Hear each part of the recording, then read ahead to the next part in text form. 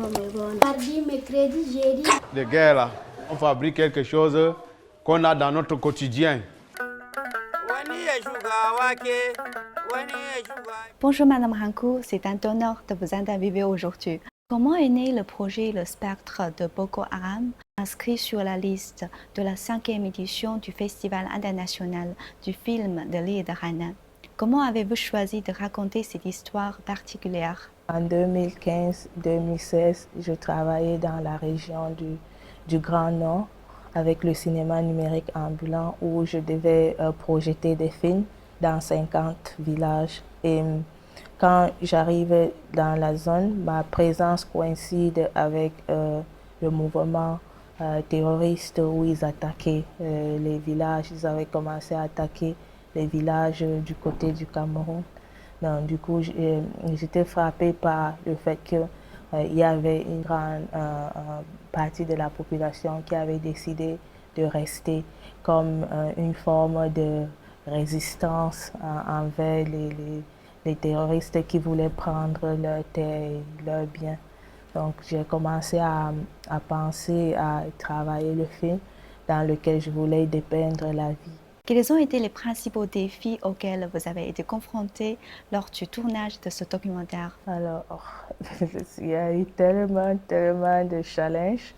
Je vais commencer par l'approche que j'avais adoptée.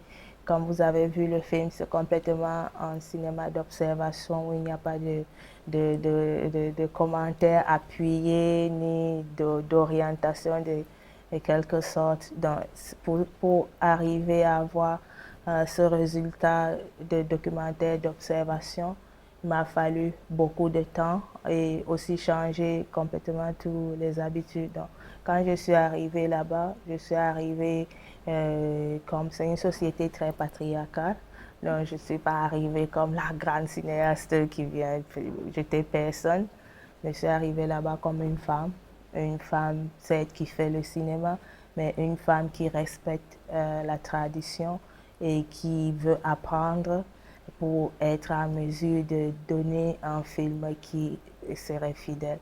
Donc, après avoir passé cette première étape où il y a eu cette confiance qui s'est installée, que j'ai pu installer la caméra et filmer avec cette aisance, sans qu'on sente vraiment cette fluidité qu'on a dans le film. Et le deuxième point, c'est que c'est une zone très dangereuse, c'est une zone à risque. Déjà, avant d'aller sur le terrain, il fallait avoir une autorisation de prise de vue.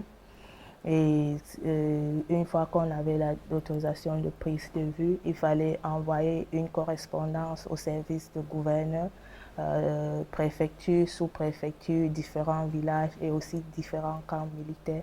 Donc avant qu'on arrive dans la zone, ils savaient qu'on arrivait et quand j'arrivais, je partais personnellement aussi avec mon équipe pour me présenter et aussi dire ce que je venais faire, que je venais filmer les enfants dans la zone, quoi. Quel message ou impression souhaiterez-vous transmettre au public grâce au spectre de Boko Haram? On rencontre des personnages qui vivent dans une situation très difficile, mais qui, chaque jour, rêvent d'un meilleur lendemain. C'est ça que je voudrais que les gens retiennent. Est-ce votre première visite en Chine? Quelle est votre impression de la Chine jusqu'à présent? C'est comme si je vivais déjà en Chine parce que j'ai grandi en regardant les films chinois. J'étais à la projection de mon film, j'ai vu qu'il y avait un public, les gens sont restés, ils étaient curieux, ils posaient des questions. Ben, ça donne envie de revenir, quoi. Et aussi, pourquoi ne pas penser de coproduction entre la Chine et l'Afrique pour la production des contenus pour les deux peuples.